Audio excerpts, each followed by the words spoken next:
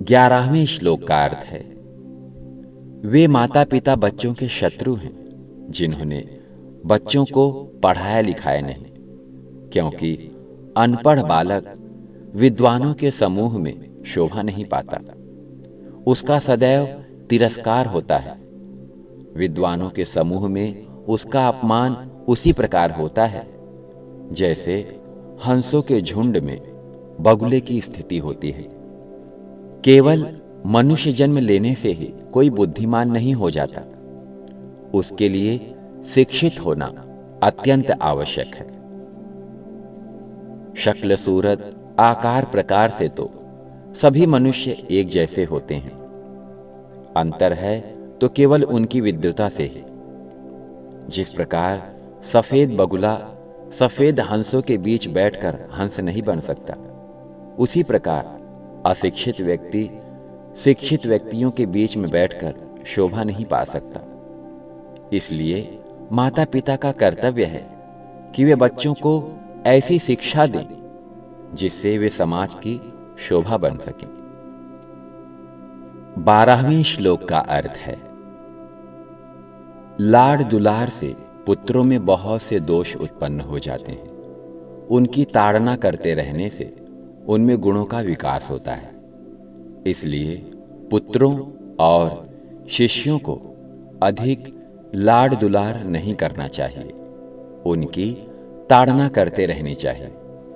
तुलसीदास की इस चौपाई से हम परिचित ही होंगे। ढोल गंवार शूद्र पशु नारी, सकल ताड़ना के अधिकारी। सामान्य रूप से ताड़ना का अर्थ दंड देना होता है, किंतु मार्मिक अर्थ होता है जानना, अर्थात समझना। ढोल गंवार शूद्र पशु और नारी, इन सबको अच्छी तरह से समझ लिया जाए तो इनसे अच्छी तरह से काम लिया जा सकता है।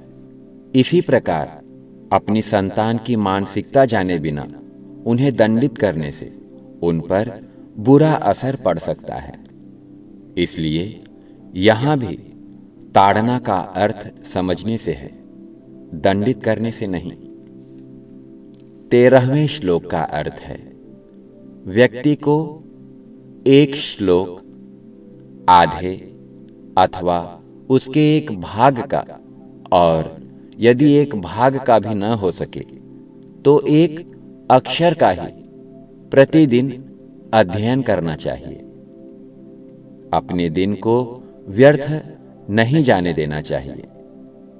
अध्ययन आदि अच्छे कार्यों को करते हुए अपने दिन को सार्थक बनाने का प्रयत्न करना चाहिए। चाणक्य कहते हैं कि मनुष्य जन्म बड़े भाग्य से मिलता है, इसलिए उसे व्यर्थ नहीं जाने देना चाहिए। व्यक्ति को चाहिए कि वह अपना समय, अपना दिन वेद आदि शास्त्रों के अध्ययन में ही बिताए तथा उसके साथ साथ दान आदि अच्छे कार्य भी करे। महान पुरुषों की विशेषताओं का वर्णन करते हुए कहा गया है, व्यसनम श्रुतौ, अर्थात श्रेष्ठ ग्रंथों का अध्ययन करना उनका व्यसन होता है। 14वें श्लोक का अर्थ है, पत्नी का बिछुड़ना, अपने बंधु बांधवों से अपमानित होना, कर्ज चढ़े रहना, दुष्ट अथवा बुरे मालिक की सेवा में रहना, निर्धन बने रहना, दुष्ट लोगों और स्वार्थियों की सभा अथवा समाज में रहना, ये सब ऐसी बातें हैं जो बिना अग्नि के शरीर को हर समय जलाती रहती हैं। चाणक्य कहते हैं कि पतिव्रता पत्नी का वियोग सज्जन व्यक्ति के लिए असहनीय हो जाता है।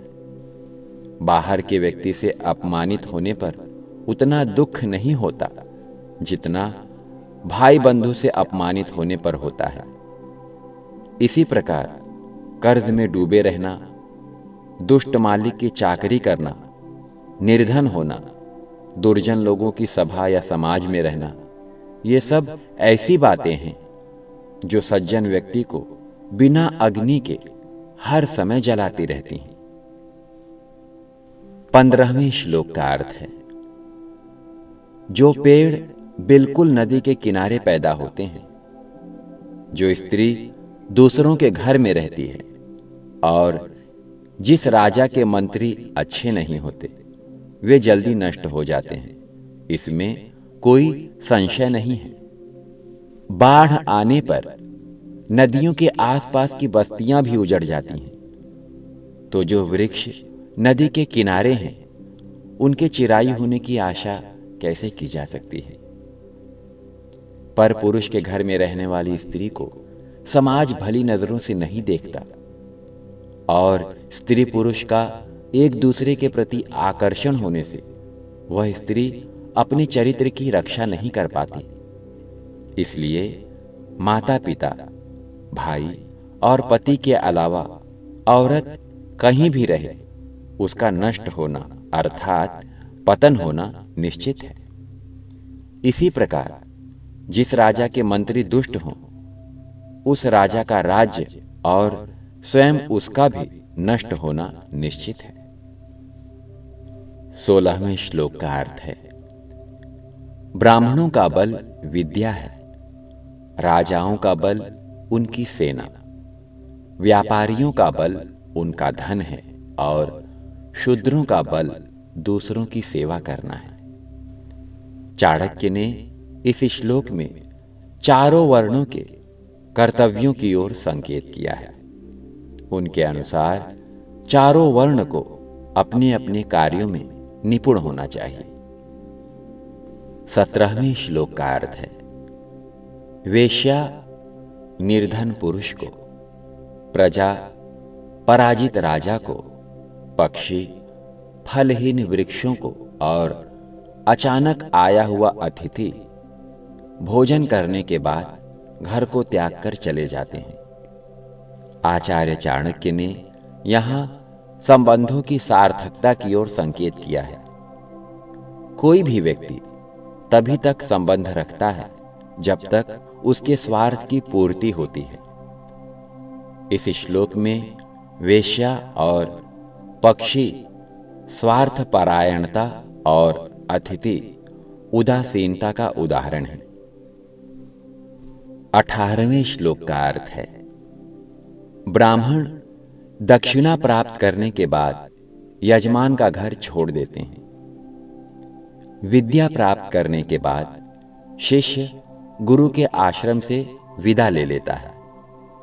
वन में आग लग जाने पर वहां रहने वाले हिरण आदि पशु उस जंगल को छोड़कर चले जाते हैं। 17वें श्लोक में स्वार्थ परायणता और उदासीनता के भाव का उल्लेख था।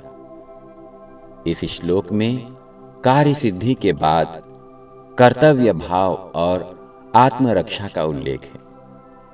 ब्राह्मण, यजमान और शिष्य गुरु के उदाहरण से आचार्य चाणक्य बताना चाहते हैं कि कोई व्यक्ति किसी विशेष कार्य के कारण किसी के पास जाता है तो अपना कार्य सिद्ध हो जाने के बाद उसे वह स्थान छोड़ देना चाहिए।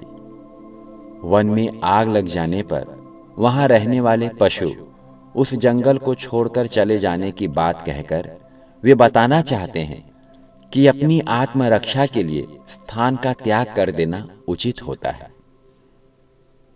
19वें श्लोक का अर्थ है, बुरे चरित्र वाले, अकारण दूसरों को हानि पहुंचाने वाले तथा गंदे स्थान पर रहने वाले व्यक्ति के साथ जो पुरुष मित्रता करता है वह जल्द ही नष्ट हो जाता है। आचार्य चाणक्य ने यहां यह संकेत किया है कि मित्रता करते समय यह भली भांति जान लेना चाहिए कि जिससे मित्रता की जा रही है उसमें यह दोष तो नहीं है। यदि ऐसा है तो उससे होने वाली हानि से बच पाना संभव नहीं, इसलिए अच्छा यही है कि उससे दूर ही रहा जाए। 20वें श्लोक का अर्थ है, प्रेम बराबरी वालों से ही करना चाहिए। नौकरी करनी हो तो राजा की नौकरी करनी चाहिए। कार्य अथवा व्यवसाय में सबसे अच्छा काम व्यापार करना है। इसी प्रकार उत्तम गुणों वाली स्त्री की शोभा घर में ही है। इस श्लोक में 4 बातें बताई गई हैं जो सामाजिक और स्वार्थ परायणता को लेकर है। बराबरी वालों से प्रेम करने का तात्पर्य स्वार्थ परायणता से है, अन्यथा निस्वार्थ और निश्चल प्रेम तो किसी से भी किया जा सकता है। राजा की नौकरी करने का तात्पर्य है कि बड़े लोगों की नौकरी करने से आपका दबदबा बना रहेगा।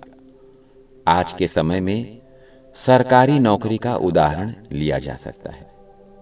इसी प्रकार कार्य करना हो तो खुद का व्यापार ही अच्छा होता है और उत्तम गुणों वाली स्त्री से ही घर शोभायमान होता है।